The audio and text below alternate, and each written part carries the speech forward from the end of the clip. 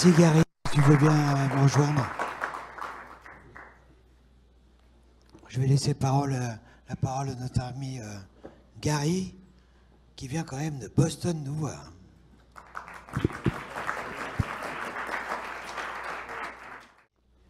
Bonjour. Merci beaucoup de m'avoir invité. Je suis arrivé en France il y a quelques jours pour surmonter le décalage d'horaire. Et je suis arrivé à Lyon il y a 2 jours. Ça fait plus que 40 ans que je ne suis pas revenu à Lyon. J'ai flâné toute la journée hier et j'étais vraiment impressionné par l'évolution de la société française. Je prends ce moment pour reconnaître un de mes professeurs anciens. Avant de faire une formation en auriculothérapie, j'ai fait 1 an chez le professeur Thierry Bollet à l'IEATC à Sceaux, alors à Sceaux, maintenant à Antony. Il était vraiment exceptionnel et son absence est regrettée par tous ses anciens élèves. Vite fait, lors de la présentation, je vais faire un survol de l'histoire de l'acupuncture, de l'approche chinoise traditionnelle et de leur méthodologie. Comme vous savez, l'acupuncture remonte très loin dans l'histoire.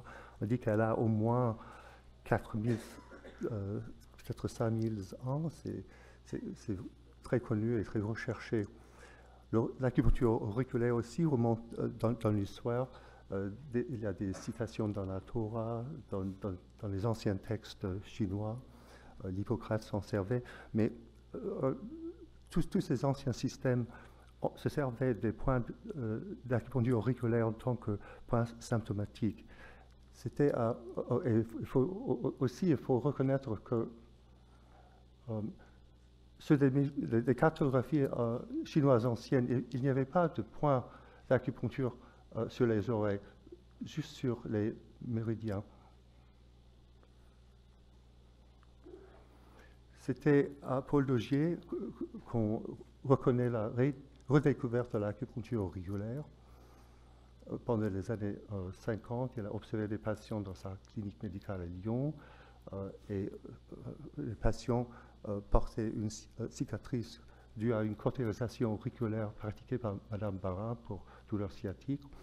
Et depuis son rencontre avec Madame Barin, il a fait des expériences ultérieures et a formulé son système basé sur la somatotopie. Il a appelé sa méthode l'auriculothérapie, ce qui veut dire le traitement par l'oreille. Les résultats de Daugier ont été publiés dans un journal d'acupuncture allemand au Japon où il a été lu par des acupuncteurs militaires chinois. Les Chinois ont fait leurs propres expériences, ont validé les résultats du docteur Daugier. Et puis, on connaît le système chinois et le système français. L'auriculothérapie en soi, c'est une innovation française avec des liens à la médecine traditionnelle, mais conçue en termes de la biomédecine. Les acupuncteurs chinois ont étudié ce système et alors ont développé un système chinois moderne d'acupuncture auriculaire adapté à la médecine traditionnelle chinoise. Pour faire la distinction entre l'auriculothérapie et le style auriculaire acupunctural chinois, Ruxville a appelé ce dernier système en tant qu'auriculoponcture. Mais en commun, les deux approches reconnaissent une organisation somatotopique des points ou des zones auriculaires réactives. Aussi, les deux approches terminent avec la poncture du pavillon auriculaire par des aiguilles. Il y a des différences dans le choix des points et dans le raisonnement de le choix des points.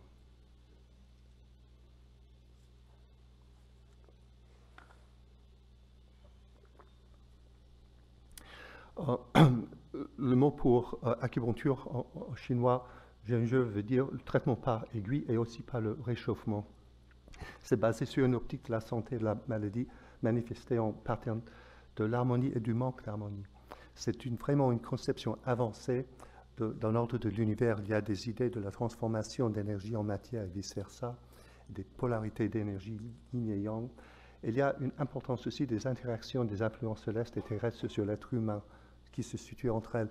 Il y a juste quelques jours, j'ai lu le livre de David Halimi sur l'auriculothérapie moderne dans le chapitre de la chronobiologie et cela m'a fait penser aussi aux anciennes idées chinoises.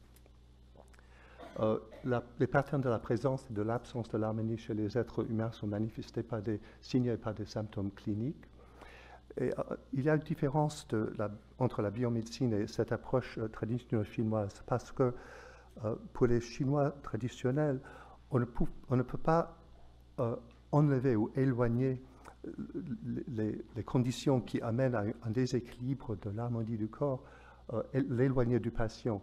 Mais en biomédecine, on essaie d'isoler le problème pour l'étudier. Ted Kaptchuk, qui a écrit un très bon livre en ce qui concerne la médecine traditionnelle chinoise, La toile sans tisserand, et il considère que le processus traditionnel est synthétique.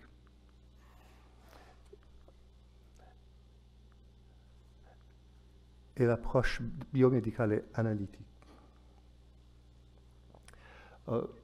Pour évaluer le patient, les médecins traditionnels emploient une approche qui se ressemble un peu à la nôtre biomédicale.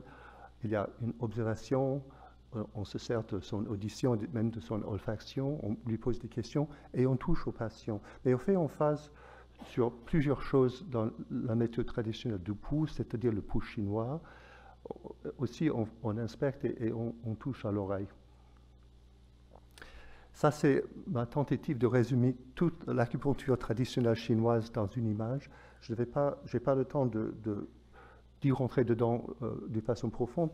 Il suffit de vous dire qu'il y a des façons de catégoriser les problèmes de déséquilibre d'harmonie selon la méthode chinoise. On peut caractériser, par exemple, un manque d'harmonie en termes de yin et yang, des effets intérieurs et extérieurs, une insuffisance et l'excès et du froid et chaleur. Une fois qu'on adapte cette compréhension aux théories, par exemple, du yin-yang, du qi et du 5 éléments, parmi d'autres, on peut avancer à une formulation d'un principe de traitement. Le principe de traitement est basé sur la théorie du yin et du yang avec une organisation extérieure.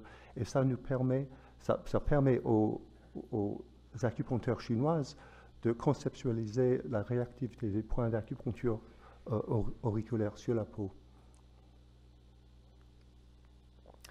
L'examen auriculaire aussi, pour les Chinois, inclut l'inspection, la palpation, la détection des points réactifs avec un probe, et aussi, bien que ce ne soit pas traditionnel, des instruments modernes comme détermination de la résistance électrique. Il se sert d'un diagnostic par le pouls, mais c'est le pouls, selon la tradition ancienne. Il y a 28 formes traditionnelles du pouls chinois. Il faut dire que même le système du pouls chinois, il y a une somatotopie dedans.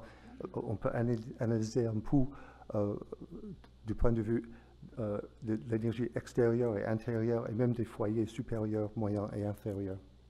Mais c'est différent, bien sûr, du pouls de Nogier, qui n'a pas été reconnu par les Chinois.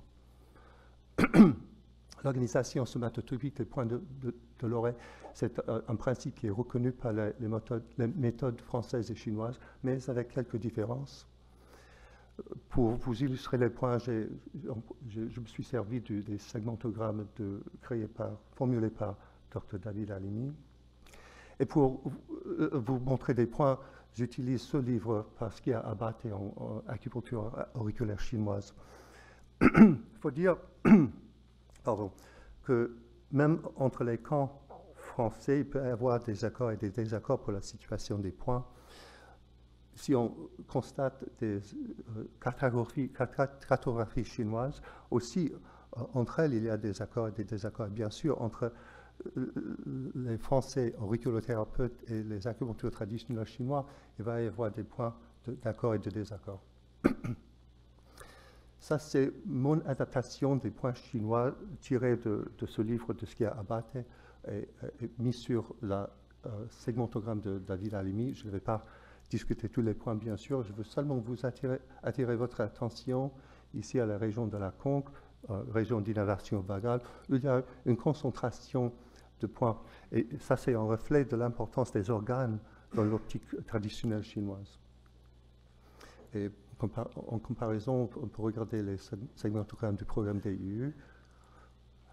Là, je peux vous signaler le noyau sensitif cardio-pneumo-entérique dans la région qui est la région, selon les Chinois, de la bouche.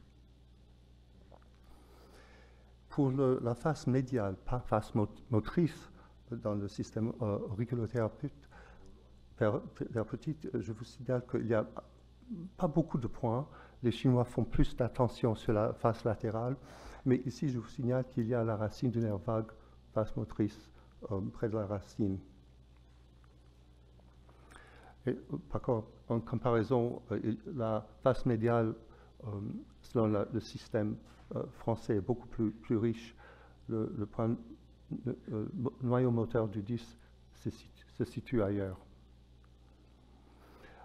Avant de rentrer dans les organes, les organes innervés par le vague, je peux vous montrer qu'il y a aussi des similitudes, mais aussi des différences entre les deux cartographies. Ici, les points rouges correspondent aux points chinois et les bleus, points français, allez les bleus. Et avant de vous indiquer les points du vague, l'élévation vagale, je vous signale que dans l'auriculothérapie, on considère que le système nerveux se situe à la région lobulaire, aussi antitragale, tragale, et avec le tronc cérébral sur l'angle hélicolobulaire. Et pour la moelle ici sensitive, il se situe sur l'hélix descendant inférieur au tubercule de Darwin. Par contre, pour les Chinois traditionnels, c'est beaucoup plus simple. Il y a le point cerveau ou sous-cortex, pas très loin de notre point thalamus, et encore une fois, le tronc cérébral. C'est intéressant, Rouxeville, dans son livre, a signalé que ça pose une question. Pourquoi est-ce qu'il y a une telle différence entre ces deux systèmes en ce qui concerne le cerveau? Et il a dit dans son livre que ça pose la question, dans quelle capacité est-ce que le cerveau peut se regarder dans ces sous-divisions? Dans cette même région, dans le programme DIU, ici c'est la zone de la réticulée métencéphalique, pontique et mésencéphalique. Les correspondances pour le système chinois, ici le tronc cérébral, ici un point pulmonaire Dingshuan qui a un rapport au sifflement, et aussi dans la région de la mésencéphalique des ovaires testicules. Et pour moi, c'est une preuve chinoise qu'il y a des gens qui ne pensent pas avec le cerveau. Voilà encore une fois la face médiale. Je vous ai déjà indiqué la racine du nerf vague. Et ici, point moelle, on va trouver un ou parfois deux points moelle. C'est beaucoup moins développé que dans le système français, où il y a des points plus riches. La moelle motrice ici est plus longue et il y a tous les noyaux moteurs aussi dans la région lobulaire.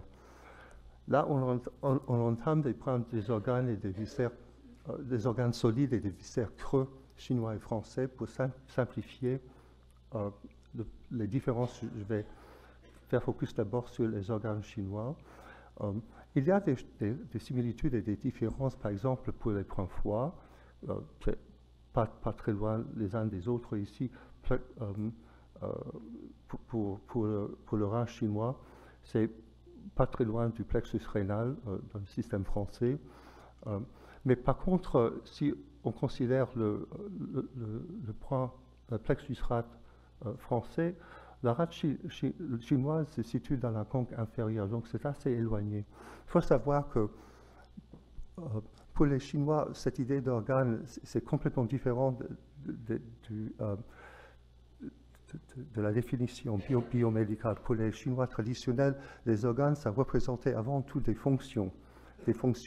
Donc, quand on lit des publications qui décrivent des organes selon le système traditionnel chinois, on va mettre une lettre majuscule pour faire la distinction entre ce système traditionnel et le système biomédical. Une autre différence, dans le programme DIU, il y a un point poumon. Dans le système chinois, il y a le cœur qui qui se situent là-dedans. Il y a 2 points pulmonaires, poumon supérieur, poumon inférieur. Et entre les Chinois, il y a des différences d'avis. Qu'est-ce que ça représente?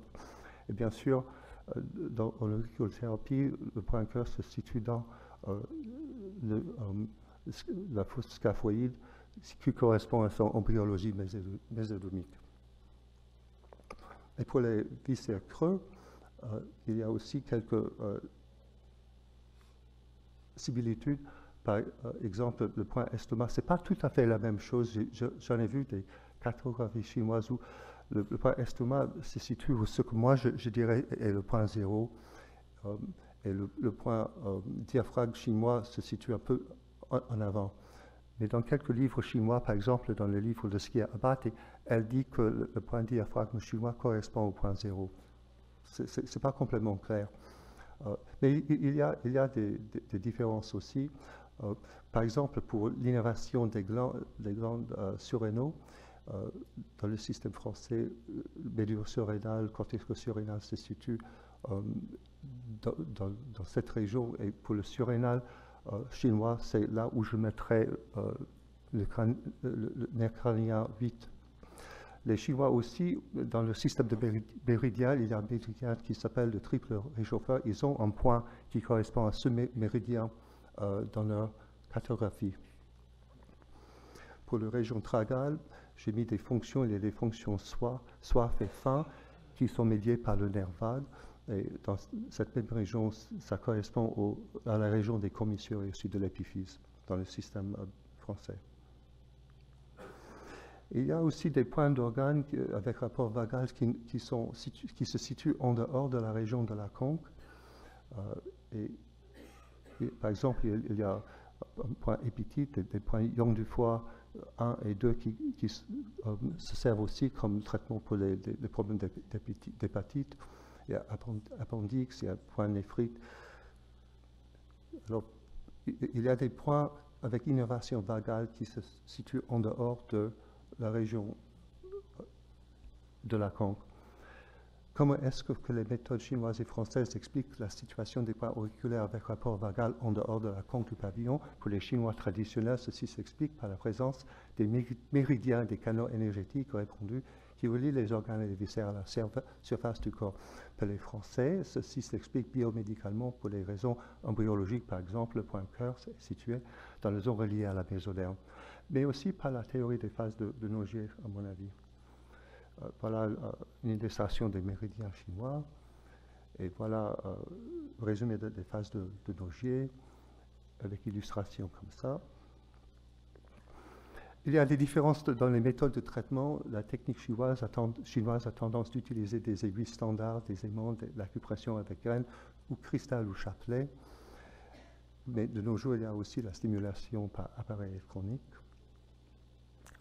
Et ça peut s'appliquer au style chinois et français. Les techniques chinoises de poser l'aiguille auriculaire extemporanée sont parfois différentes du système, par exemple, au programme DIU. La technique chinoise traditionnelle utilise des mouvements rotatoires avec de divers métaux.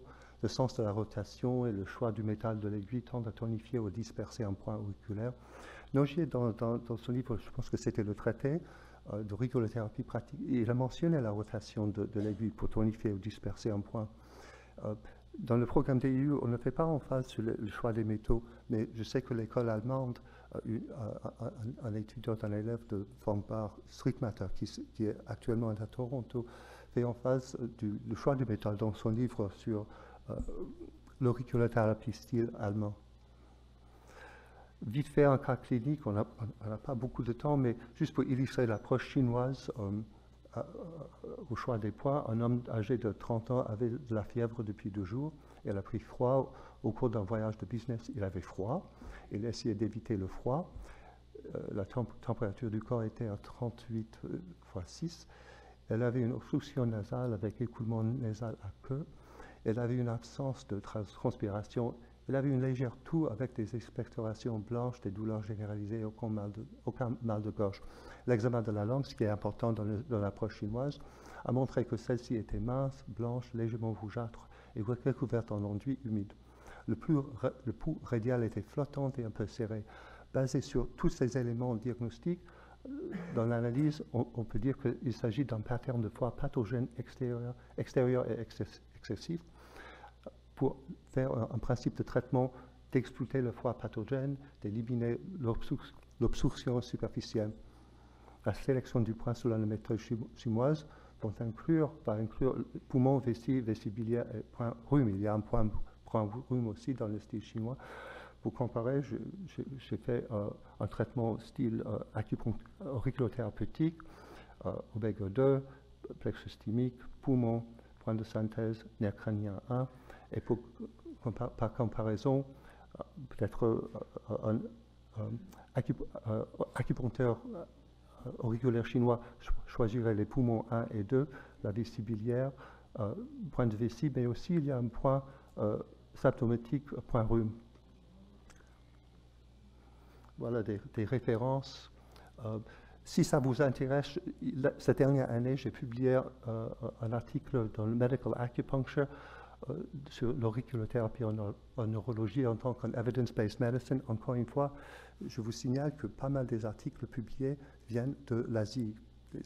Donc c'est bien d'avoir quelques notions sur leur approche. Aussi, dans la même publication, j'ai été invité de faire une rédaction par Richard Niemsau. C'est mon effort d'essayer de rapprocher un peu les deux styles. Paul Nogier a proposé la théorie qu'il existe une organisation somatotopique du fœtus humain au pavillon de l'oreille. Ceci fait écho d'une organisation au cortex cérébral déjà validée scientifiquement, décrite comme homunculus inversé et formulée par Penfield. En outre, nous connaissons d'autres théories d'organisation somatotopique corporelle, au cuir chevelu, au moins, aux pieds, etc. Je me suis demandé, peut-être avec des autres, si certains principes de traitement de la médecine traditionnelle acupuncturale chinoise, c'est que les points à droite traitent le côté gauche, les points à côté gauche traitent le côté droit, les points postérieurs traitent le corps antérieur, les points antérieurs traitent le corps postérieur, les points du haut traitent le corps inférieur, et les points du bas traitent le corps supérieur. Peut-être correspondent à un homunculus inversé et tourné axialement 180 degrés au corps entier. Une telle théorie peut-être aiderait à expliquer, par exemple, pourquoi la stimulation des points bas-fang, ce sont aux pieds près des orteils, serait utile pour traiter les maux de tête. Avec David Halimi à l'IGR, et ça c'est mon hôpital à Concord, Massachusetts. Merci beaucoup.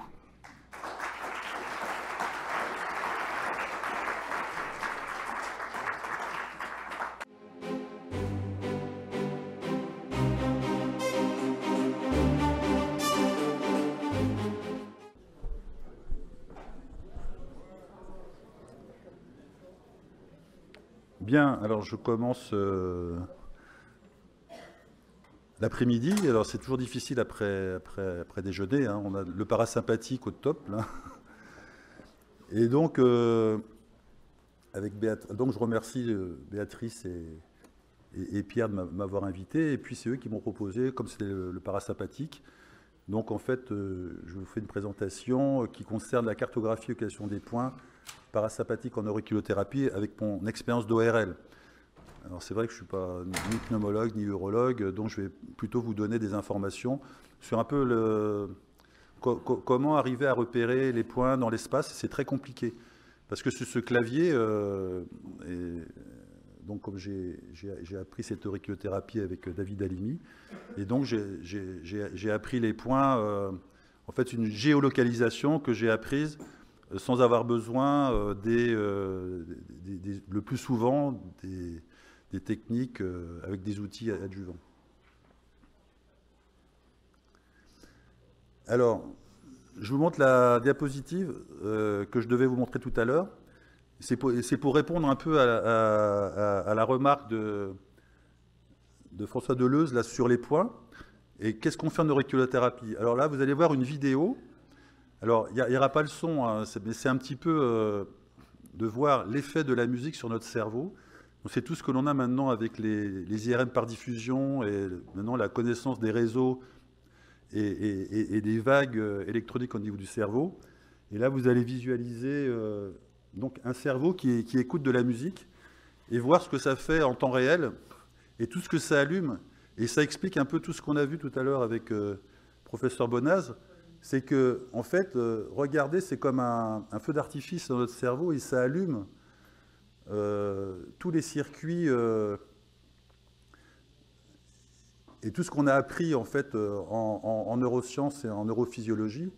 Et c'est vrai que c'est quand même spectaculaire de voir tout ce que ça peut occasionner comme... donc, si ça se trouve, un point d'auriculothérapie, ça allume peut-être tout ça. On peut pas... J'imagine que ça doit avoir une action qui est assez incroyable. Et donc, ces technologies, ils l'ont à l'Institut du cerveau de la moelle épinière. Et pour ceux qui voudraient faire des études avec ces technologies, on pourrait peut-être être en relation avec eux pour ceux que ça intéressera. Voilà, là je refais un peu d'histoire parce que c'est vrai que je remercie les 2 personnes qui m'ont fait connaître l'auriculothérapie en 99. Donc, le docteur Sabine Brûlé, à qui je dois tout au départ, parce que c'est elle qui a traité... Alors, comment je l'ai connue, l'auriculothérapie? C'est dans mon cabinet à Antony, j'avais une patiente, quarantaine d'années, qui avait des douleurs sous-orbitaires invalidantes. Elle était suivie dans 230 antidouleurs, elle avait de la morphine, rien ne marchait. Et puis, elle arrive à mon cabinet... alors, je l'avais opérée parce qu'on avait une théorie du méa moyen. Je l'avais opérée par chirurgie endonasale. Bon, on n'a pas eu de séquelles, tout s'était bien passé. Et puis, au bout d'un certain temps, elle vient me voir au cabinet en me disant « Je n'ai plus mal, j'ai plus de douleur. » Qu'est-ce qu'on vous a fait? On a fait de l'auriculothérapie. Qu'est-ce que c'est que ce truc? Ben oui, alors donc elle me donne une lettre de Dr Sabine Brûlé pour me dire voilà, il paraît que vous travaillez avec Gustave Roussy, si vous voulez, vous pouvez aller la voir. Et donc, je l'ai vu donc à Gustave Roussy avec ma lettre. Sabine, tu dois t'en souvenir, voilà, j'étais tout jeune, plein de cheveux encore. Donc il y a 20 ans.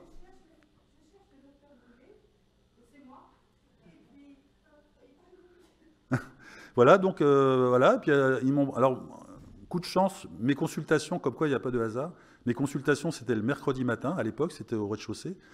Et puis, donc il y avait Philippe Poulain qui a été au point de départ des centres antidouleurs avec... Evelyne Pichard, alors que je connaissais parce que moi j'étais à l'époque attaché, bon j'avais été chef de clinique 4 ans et puis j'étais attaché dans le service d'ORL et donc je connaissais vaguement le centre antidouleur mais pas plus que ça. Et puis donc il y avait donc David Halimi qui m'a accueilli dans ses consultations et j'ai commencé à regarder les consultations.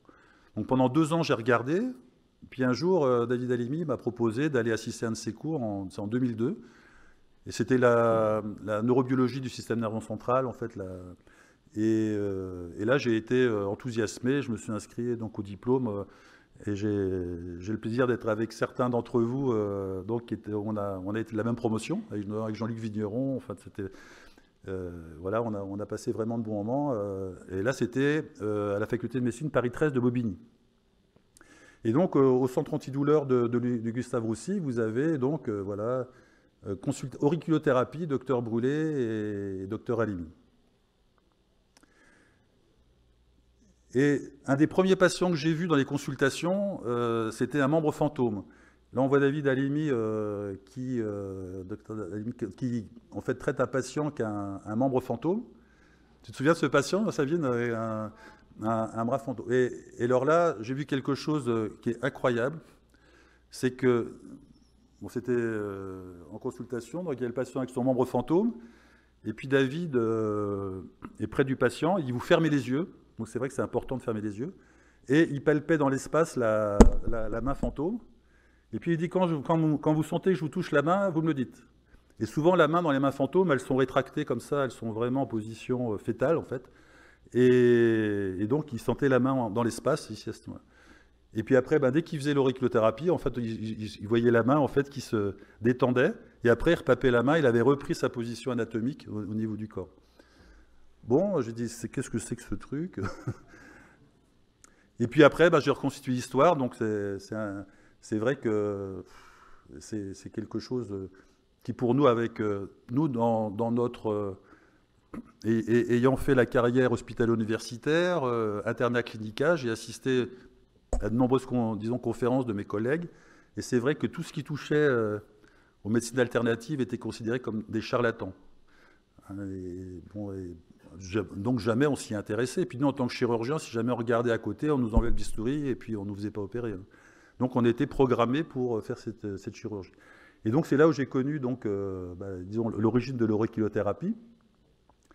Et puis, c'est tout l'enseignement que vous avez eu avec donc les différentes étapes. Et alors, donc ça a été introduit enseigné, il a commencé en 98, les premiers cours, il avait un ou deux élèves, je crois, et puis après, ça s'est enrichi. Et donc, pour expliquer les relations entre le fœtus, le cerveau, et on a donc subi l'enseignement neurophysiologique avec toutes les relations entre les nerfs de l'oreille, le 5, le 7, le 9, le 10, le PCS, qui sont nos nerfs en tant qu'ORL, on est tout le temps en fait en relation avec ces nerfs. Et puis son maître René Kovacs, dont il nous a parlé, avec tout le cheminement. Et je vous mets cette diapositive parce qu'un jour, dans un cours, il avait écrit au tableau David, est-ce que tu veux vous faire un résumé de ce qu'il faut savoir en neuroquilothérapie? Et là, vous avez les 7 lois neurophysiologiques qu'il faut connaître pour pouvoir pratiquer notre spécialité, avec la loi de survivance, la loi d'astreinte. C'est vrai qu'on a parlé beaucoup d'homéostasie. Le parasympathique, c'est l'homéostasie. Donc, il faut connecter, garder la meilleure homéostasie, se soumettre aux lois de l'entropie. Et des lois structurelles, les lois de Kähler, la loi de Hebb, la loi de Hilton, la loi des potentiels de Stevens, la loi des énergies spécifiques. Donc tout ça, ça doit résonner dans le rappel des bons souvenirs de notre enseignement. Et puis par définition, c'est une réflexothérapie à effet immédiat retardé, génétiquement programmée, qui intéresse donc les 5 nerfs.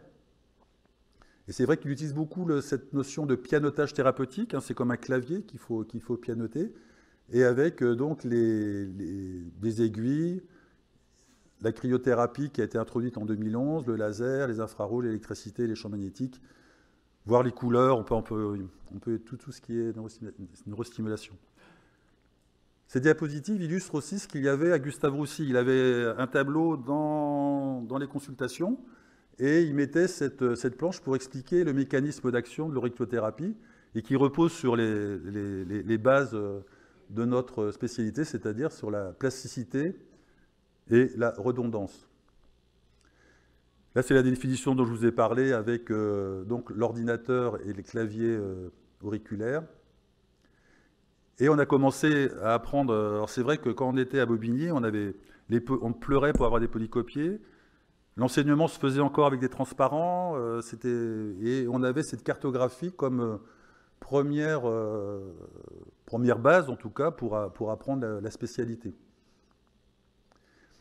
Et est arrivée donc en 2010 cette proposition de cartographie avec la relation entre le corps calleux et une segmentation en 10 segmentations et qui, avec des angles de 9 degrés, et qui a permis de pouvoir établir la cartographie que vous connaissez actuellement.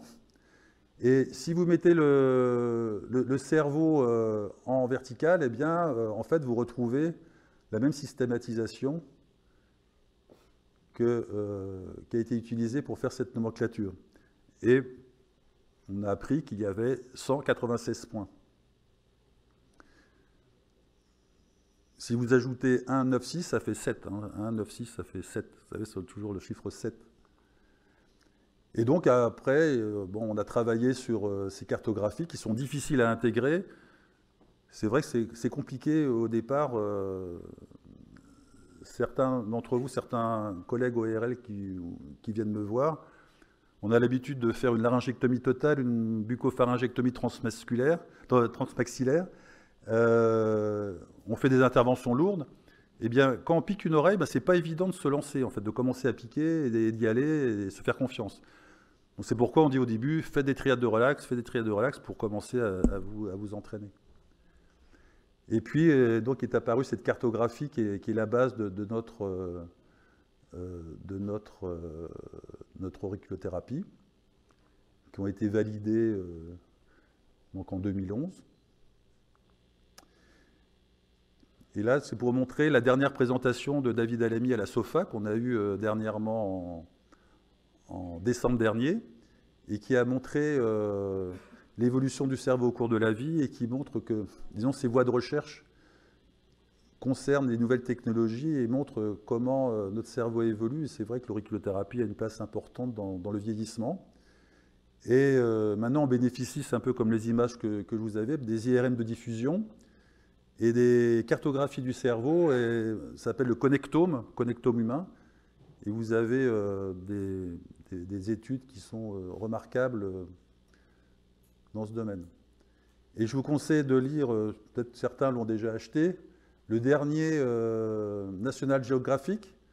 Vous avez on trouve ça dans les kiosques, Plongée au cœur du cerveau, et ça a été édité réalisé par l'Institut du cerveau de la moelle épinière, et qui montre toutes ces technologies. C'est un remarquable ouvrage sur l'histoire du cerveau dans le temps et l'utilisation de ces nouvelles imageries. Alors là, j'avais fait une étude en 2011 quand j'avais étudié essayé de valider la différence entre les aiguilles semi-permanentes et la cryothérapie. Pourquoi en 2011, il nous a présenté une nouvelle technique et on a changé d'outil thérapeutique. C'est vrai que ça n'a pas été évident pour nous de l'intégrer. Et donc j'avais fait une étude sur mes patients, donc sur une période vous voyez, de 5 mois, j'avais environ 2000 patients. Et ça, c'est mon activité, en fait. Donc, en rouge, vous avez...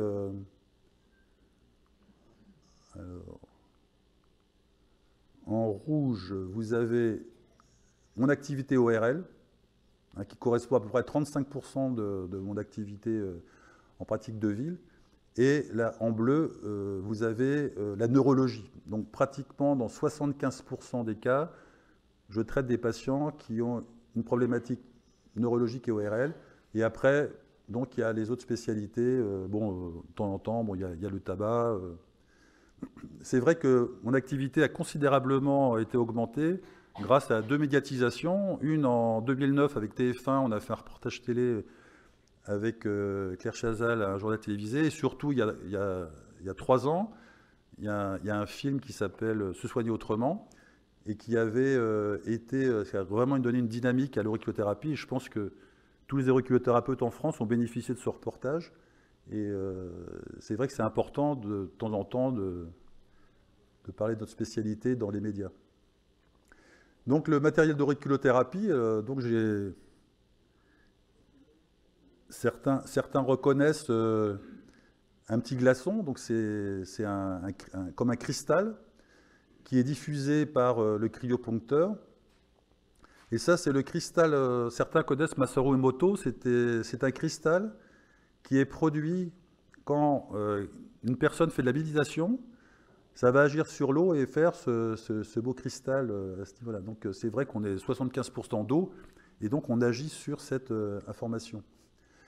Et puis comme outil, on a les aiguilles, et puis les aiguilles semi-permanentes et les aiguilles stériles à usage unique.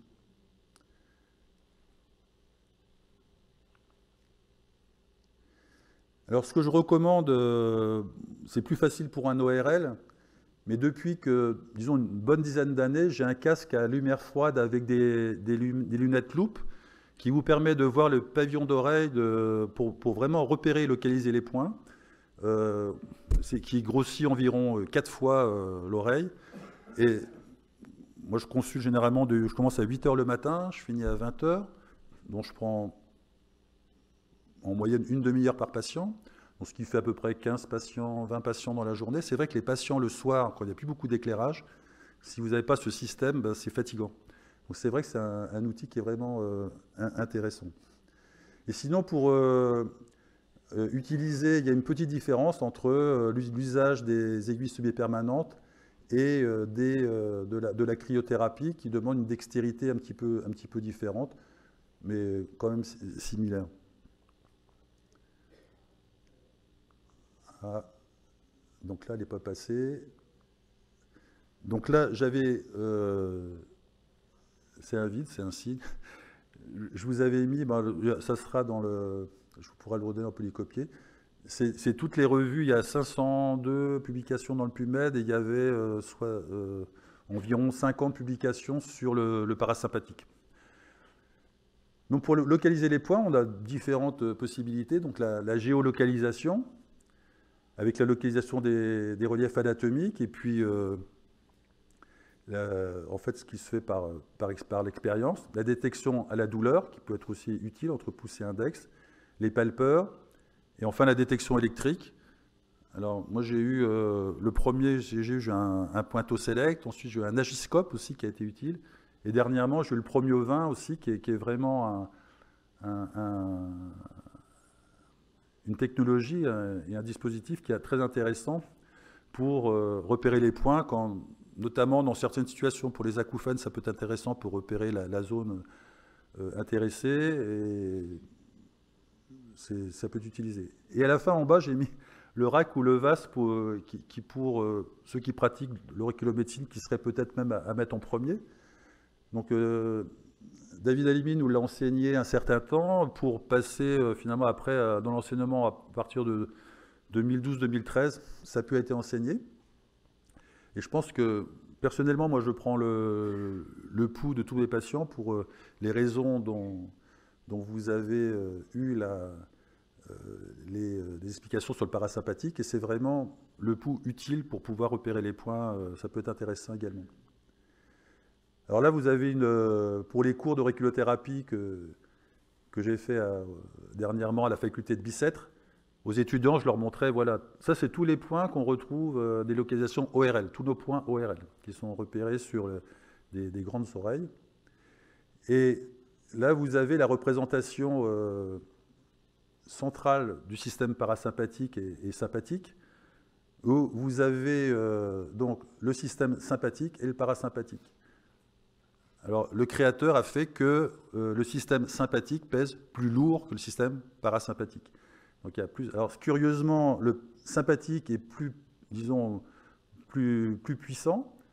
Par contre, il est beaucoup moins important en surface. Et là, vous avez donc illustré les 3 points là, que je vous montrais tout à l'heure, avec les points dans différentes indications.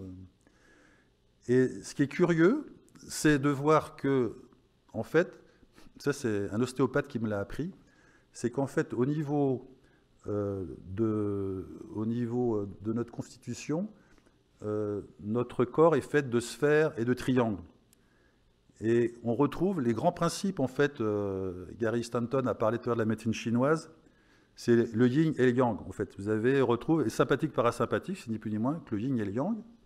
Donc le yin, il est sphérique, c'est tout ce qui est en rapport avec l'eau, et l'air, c'est le rapport avec le triangle, comme ça, et c'est ce qui est le principe de l'audition, d'ailleurs. Parce que l'air, c'est tout ce qui arrive au niveau de notre tympan, et qui va activer l'eau, qui va transmettre les produits, donc il y a toute une symbolique par rapport à cette configuration de sphère et de triangle. Et d'ailleurs, en ORL, c'est très utile pour nous dans tout ce qui est pathologie nasosinusienne. C'est le parasympathique qui va gérer l'eau. D'ailleurs, quand vous mangez, souvent, où il y a même des personnes âgées, quand on mange, on a le nez qui coule parce qu'il y a une production d'eau. Et le sympathique, c'est tout ce qui est, en fait, les sérosités, c'est plutôt solide. Et donc, en fonction déjà par des pathologies, on voit quand le patient il est plutôt parasympathico-tonique ou sympathico-tonique. Si vous faites des croûtes, vous allez plutôt être sympathico-tonique. Par contre, si vous avez le nez qui coule tout le temps, vous êtes plutôt parasympathico-tonique. Ce qui pourrait expliquer, par la présentation de ce matin, effectivement, toute une souffrance, disons, au niveau intestinal. Alors, je vais vous illustrer quelques points pour vous donner des informations. Donc là vous avez répertorié quelques points que j'utilise le plus souvent. Alors, le point oméga 1, qui est le point que vous connaissez, qui s'appelait oméga prime, oméga 1, qui est donc localisé, ça vous connaissez ça parfaitement bien, et qui est en relation avec tout ce qui est déséquilibre, donc la boulimie, les gourmandises, les problèmes de poids, de forme. Et ce qui est très important, c'est que chaque point oméga va déterminer, c'est un peu comme un clavier, quand on commence par un point oméga, ça va afficher et conditionner tout le traitement ultérieur. C'est qu'un point oméga va configurer votre traitement sur une problématique plutôt viscérale. Si vous prenez un point oméga 2, ça sera plus une problématique rhumatologique et aussi le point oméga pour une problématique au niveau psychique. Alors là, vous avez le point oméga 1. Là, quand on pique à l'oreille, alors ce qui est intéressant dans la localisation des points avec les aiguilles, pour les cours, c'est bien parce que vous pouvez faire des photos. Et du coup, vous voyez là où est le point oméga, oméga 1, oméga 2 et le cosmonaute. Et c'est vrai qu'après, bon, si vous avez les photos avec les points, c'est plus facile de se repérer. Et là, vous voyez une petite suffusion hémorragique, ce qu'on n'a pas avec la cryo. La cryothérapie, quand on traite au niveau de l'oreille, on n'a aucun retour, on n'a aucune information sur, disons, le complexe neurovasculaire, mis à part la douleur, en fait. Enfin, le point de l'ORL, le point du chanteur, c'est le point de la gorge du gosier, c'est un point essentiel qui est utilisé pour tous les professionnels de la voix et qui est utilisé pour le tabac, pour D'ailleurs, c'était intéressant de la remarque aussi de Bruno Bonas quand il disait que, en fait, quand on est en relaxation, si on est relâché, on a une voix plutôt rauque, grave, en fait, parce que ça retentit probablement, si on a un bon système parasympathique qui est bien régulé, qui est en régulation. Je pense que ça doit être un bon élément aussi au niveau des cordes vocales. Ensuite, là, c'est des points viscéraux où vous avez, ça c'est un excellent traitement, où vous avez l'association de 3 points, où dans l'ordre, vous faites le cardia, donc qui est ici, le point de l'estomac et le pylore, et c'est l'équivalent d'un anneau gastrique, hein, quand on fait ce traitement pour les patients ce qu'on a des indications pour maigrir. Ça peut être un excellent traitement pour pouvoir donc intégrer. Ensuite, le point de foie vésicule biliaire. Bon, ça, c'est des points, ce que j'appelle, qui sont simples à trouver hein, dans les micronques supérieurs. Et un point qui est essentiel pour nous à repérer, donc, qui est le point haut. Et quand j'ai été amené à voir des acouphènes, j'avais utilisé ça, c'est un pointeau select. Donc je repérais le point haut, et ensuite je déplaçais, enfin, ce que je le fais moi, mais en tout cas, on peut déplacer donc ce dispositif pour repérer la zone qui sonne. Et le plus souvent, ça correspond à la ligne des sons, c'est-à-dire globalement 80% des acouphènes se situent au niveau de la ligne des sons aigus, et c'était validé par le détecteur. Et souvent, on retrouve vraiment la localisation. Et le point haut aussi est essentiel pour pouvoir se repérer dans l'espace. On s'en sert comme point de repère pour pouvoir définir donc au niveau du RAJ6, on utilise cette localisation. Un point qui est difficile à trouver, c'est le colomoteur, parce qu'il est dans l'espace. Alors c'est là où le détecteur est très intéressant, parce que c'est un point qui est sur la face interne, la face mastoïdienne. Et donc là, vous avez le colomoteur sur l'oreille droite, le colomoteur sur l'oreille gauche. Et donc c'est difficile quand il n'y a pas de transpoint, c'est-à-dire qu'il n'y a pas de repérage. On verra par exemple le dysmoteur, en sachant qu'il y a eu polémique, on disait que c'était l'hypothalamus antérieur, en fait c'est le TSH, on va voir après. Mais c'est vrai que le colomoteur est difficile à trouver, donc on se repère à la cartographie, et là le détecteur est intéressant. Ensuite, on va voir les points ectodermiques à visée parasympathique.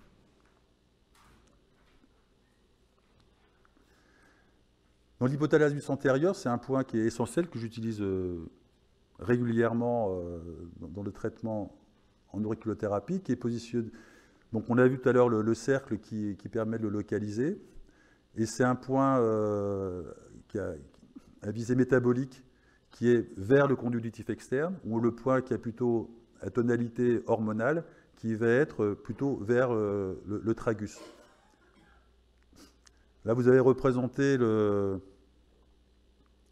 l'hypothalamus antérieur qui est dans cette circonférence, et en arrière, le triangle, vous avez l'hypothalamus postérieur, et entre les deux, ici, vous avez le thalamus qui est à la pointe, et vous voyez le S italique, le S de la réticulée, avec le point du thalamus, avec le point donc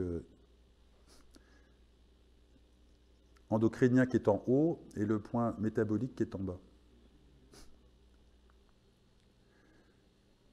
Un point ORL qui est essentiel, c'est le 7, que j'utilise régulièrement dans tous les patients qui ont des eczamas du conduit auditif externe. C'est remarquable. Et simplement en poncturant le 7, on arrive à diminuer pas mal de problématiques. On a vu l'innervation tout à l'heure du conduit auditif externe par le système parasympathique. Et il y a une connexion, et ça marche très bien, l'auditif externe. Ce qu'il faut savoir, c'est que dans l'oreille moyenne, vous avez deux nerfs qui innervent les muscles de l'oreille. Vous avez le 7 qui innerve le muscle de l'étrier et le 5 qui innerve le muscle du marteau. Et en fait, il y a toujours une balance. Donc le 7, c'est une composante parasympathico-tonique et le 5, c'est une composante sympathico-tonique. Et dans tous les problèmes ORL qu'on rencontre, c'est-à-dire des patients qui ont des sensations d'oreilles bouchées, en fait, il y a un problème qui est neurologique. Et simplement en piquant le 7 et le 5-3 moteur, vous faites une régulation de ces manifestations d'oreille. En regardant bien quand même dans l'oreille s'il n'y a pas de bouchon, hein, c'est clair. Et alors, en fait, le nerf 7, en fait, si vous prenez entre pouce et index, ici, la queue de l'hélix, ben, vous avez la forme d'un 7, hein, ça fait un 7, comme un 7. Et le point va se situer alors c'est vrai que c'est pas facile à matérialiser, et prochainement il va y avoir un film qui va être réalisé qui montrera bien ça, où il y a la gouttière rétro-antélicale, ici il y a la queue de l'antélix, il faut aller faire un petit mouvement comme ça et aller se loger dans une petite fossette, enfin un vrai 7, hein, c'est pas une fossette, hein, donc un fossette, et qui permet de le localiser. Et là, vous avez le traitement qu'on a fait avec Gustave Roussy. J'ai participé on a fait une étude qui a duré 3 ans, de 2003 à 2006, où j'ai sensibilisé mes collègues ORL, j'allais les voir dans les services pour recruter les patients qui présentaient une xérostomie. Et donc, on a fait une étude avec 3 bras hein, qui a été réalisée. Et j'ai essayé de présenter cette communication au Congrès français d'ORL en 2006, dès qu'on avait les résultats qui montraient qu'on avait 70% d'amélioration d'exérostomie après radiothérapie du massif facial. Et le papier a été refusé. Du coup, voilà, je vous montre ce qui était fait à l'origine. Donc on a donc le 7, le 9, le 7 et le 9 qui est en avant, plutôt, qui est juste en avant, dans l'ordre. Ensuite, il y avait hypothalamus antérieur, le parasympathique crânien, le point haut et le rhinencéphale. Parce qu'il y a une composante limbique qui est toujours présente dans les xérostomies des bouches sèches. Ensuite, là, vous avez le point bronchopulmonaire, qui est facile à trouver. Et là, je vous montre un traitement remarquable dans tout ce qui est toux chronique, c'est-à-dire une toux qui ne cède pas, qui cède à rien. Ce traitement est très efficace, où on fait le point bronchopulmonaire, hypothalamus antérieur, hypothalamus postérieur, et le point C3, grand mineur C3, dit point merveilleux, qui est donc associé. On peut éventuellement y associer d'autres points. Vous pouvez associer la gorge profonde. Là, il y a le point aussi, un point oméga. Vous pouvez associer aussi l'épiphyse, par exemple, qui peut enrichir le traitement. Ensuite, le disque moteur. On a vu ce matin l'importance du disque moteur. Et le disque moteur, on le repère à partir du point de synthèse, dans la routière rétro-auriculaire, il y a un top, et après, il y a un virage que l'on prend, est dans une concavité et qui est l'équivalent en transfixion du TSH. Et si vous faites une transfixion, bah vous avez donc c'est dans une région qui est, vous voyez, donc si on mettait une aiguille de l'autre côté, ça transférait un peu comme l'équivalent, on a l'équivalent comme épipoint, par exemple, du cervelet avec l'hippocampe. Vous savez, on a des points de transfixion un petit peu où on trouve où c'est beaucoup plus facile de l'utiliser. Dans tout ce qui est hypervagotomie digestive, c'est utile. Ensuite, le parasympathique crânien. Le professeur Bonaz en a parlé tout à l'heure. Il y avait une polémique autour du parasympathique crânien. Est-ce que c'est vraiment les racines S2, S3, S4? Bon. Pelvien, je veux dire parasite pelvien. Donc, à la face interne du tragus. Et qui est utilisé. Donc, nous avons appris que quand on traite, par exemple, un problème digestif, de constipation, on va faire le parasympathique crânien du côté droit et le parasympathique pelvien du côté gauche. Et donc, il est dans cette petite fossette tragéenne. Voilà donc le parasympathique crânien qui est juste en dessous. Et quand l'injecteur, on le positionne, il doit être dans la direction de l'angle interne de l'œil. On a une direction interne de l'œil.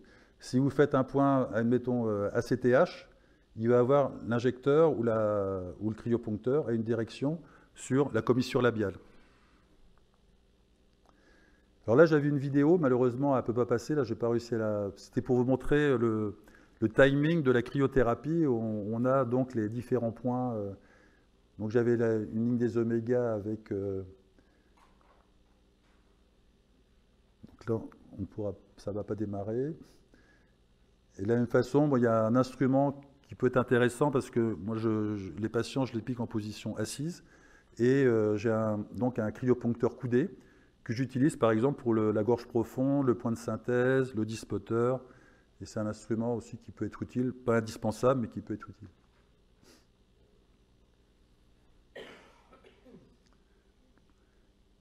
Alors on peut utiliser aussi les aiguilles en transfixion. Ici, c'est un traitement de parésie faciale.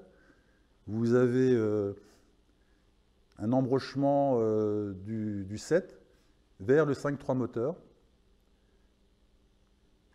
Et puis là, vous avez aussi un traitement associé. Vous avez ici le PMS moteur en transfixion et le corps calleux aussi en transfixion. Alors, quid? Qu'est-ce qu'il faut mieux essayer? Certains, après, dans l'enseignement, certains utilisent uniquement le cryoponcteur.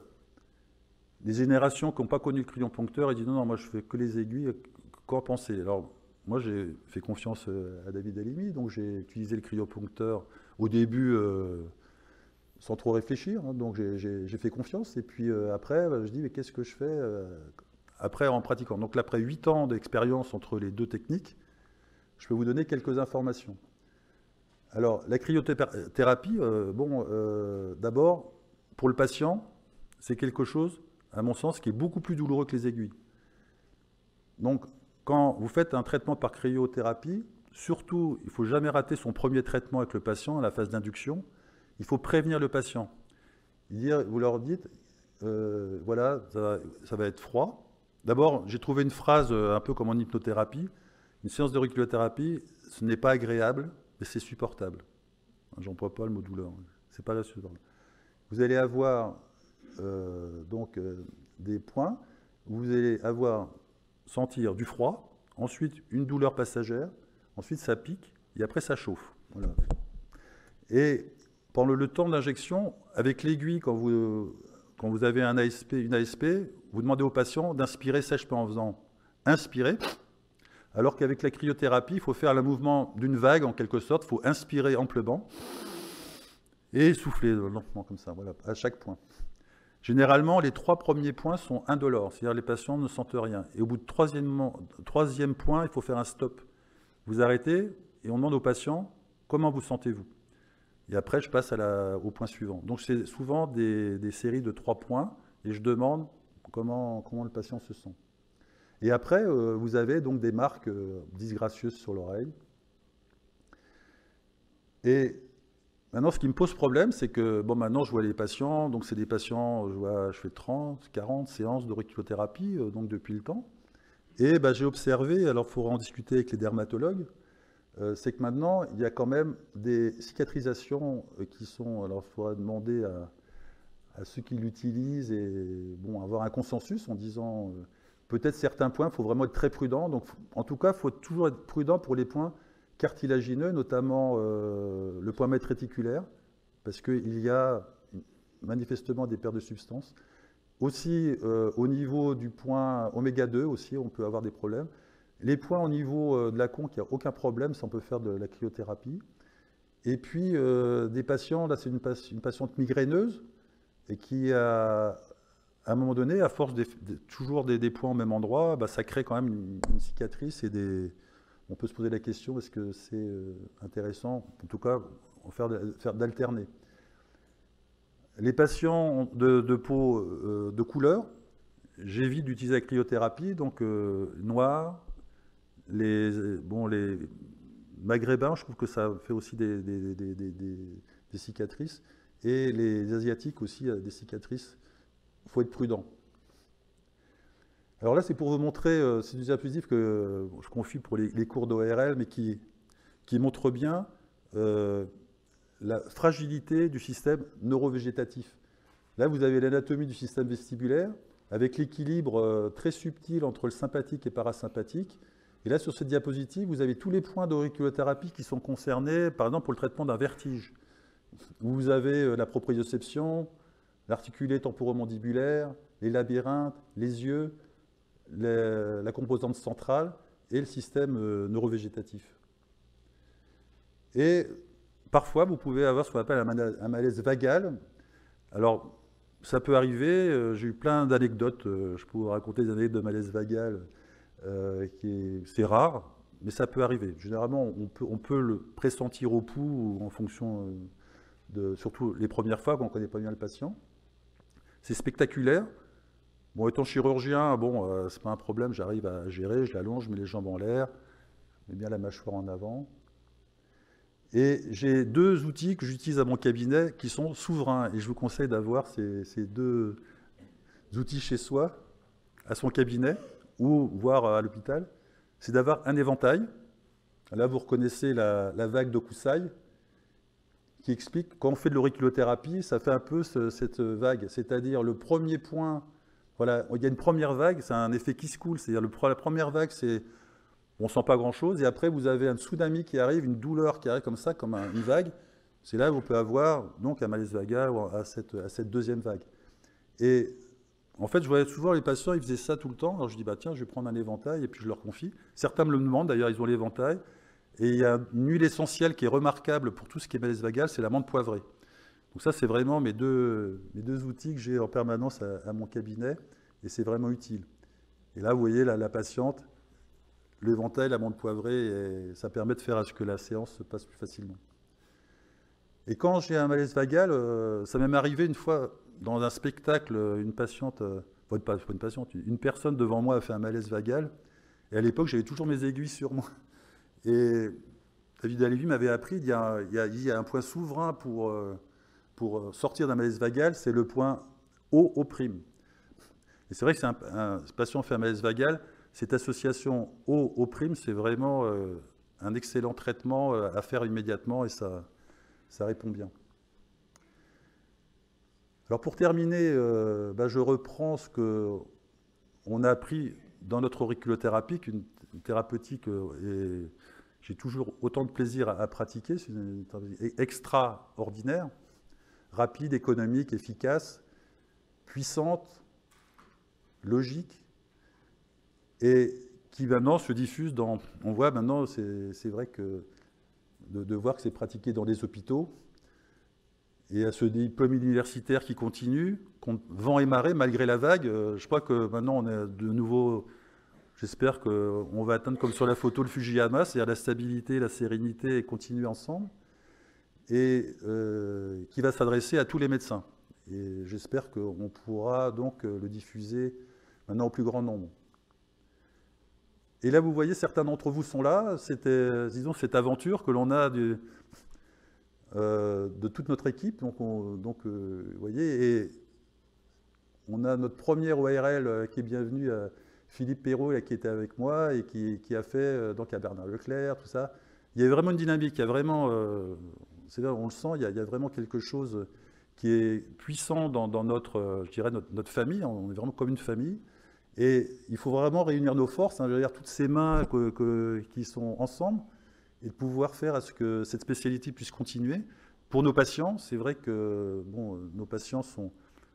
Là, je suis disons, à 4 ans de la retraite. Mes patients sont vraiment, ils ont très peur bon, que je les abandonne, en fait. Et bon, là, maintenant, il y a suffisamment maintenant d'étudiants qui vont prendre la succession. J'espère que je pourrai adresser après mes patients à quelqu'un dans Paris, région parisienne. Quoi. Et puis là, maintenant, je vais vous présenter... alors, Carlos, tu peux venir, s'il te plaît, si tu es là. Alors, on a la chance d'avoir un... C'est un ami d'amis, en fait. Il y a un chimiothérapeute à l'Institut Savoussi qui s'appelle Christian Demange, qui m'avait parlé de Carlos. Et puis, oh, faut absolument qu'on se voit, Et puis, il voulait me voir cette semaine. Il me dit, docteur Viricel, je veux absolument vous voir. Et il me dit, je lui dis, écoutez, voilà, je suis embêté. Moi, j'ai 2 conférences que je présente à Lyon. Moi, on peut pas se voir.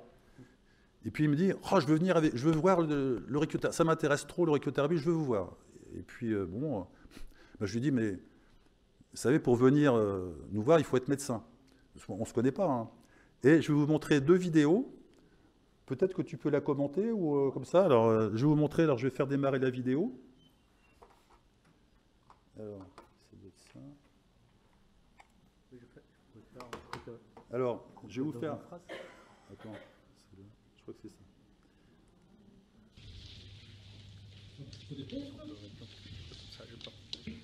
Attends. On va courir. On y va. Allez.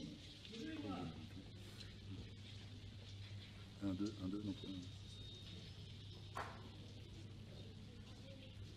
Je peux le montrer, c'est.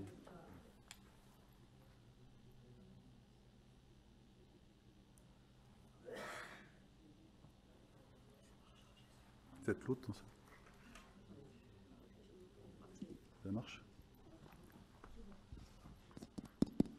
Donc Carlos, tu vas commenter la vidéo. Tu vas te mettre devant la vidéo, je vais la repasser pour que tu puisses commenter la vidéo. En effet, bonjour à tous. Je suis chirurgien thoracique. C'est un patient qui vient d'être opéré d'une chirurgie thoracique, une vraie thoracotomie classique, parce qu'on a dû enlever l'enveloppe pulmonaire à cause d'un cancer, plus 3 côtes. Ça, c'est quelques minutes après l'opération. On a utilisé plusieurs techniques de médecine intégrative, auriculothérapie, massage, hypnose, plein de choses.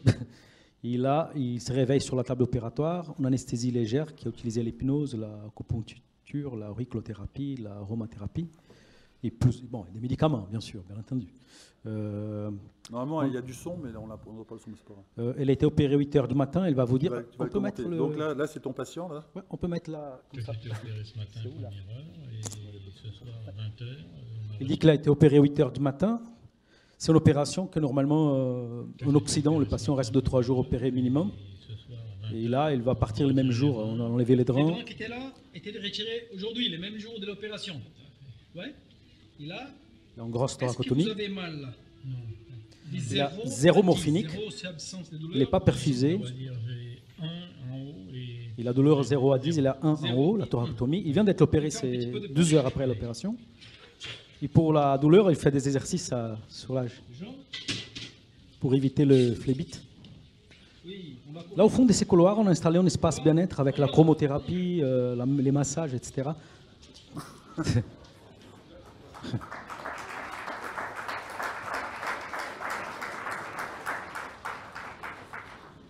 En effet, ça ne coûte rien parce qu'on utilise la main, la voix, des choses banales. Ça n'arrête plus après. Hein. J'ai invité le docteur Viricel parce qu'on fait un cours gratos à l'hôpital Pompidou à Paris, 3 jours. On fait ces cours autour du monde, en effet. Et on fait gratos toujours. Il y a des gens de Cambridge, de Oxford, les gens de Shanghai, de São Paulo au Brésil. C'est un groupe international qui a 23 ans, de 8 pays. Je voudrais avoir le plaisir de voir le Dr Vérisser avec nous pour parler d'auriculothérapie. Et on est en train de faire en DU, des 8 jours à Paris. Là, c'est en train de... On va voir ça. Voilà, je vous remercie de votre attention. Je pense que c'était bien qu'on voit ça et que ça nous encourage à continuer notre auriculo.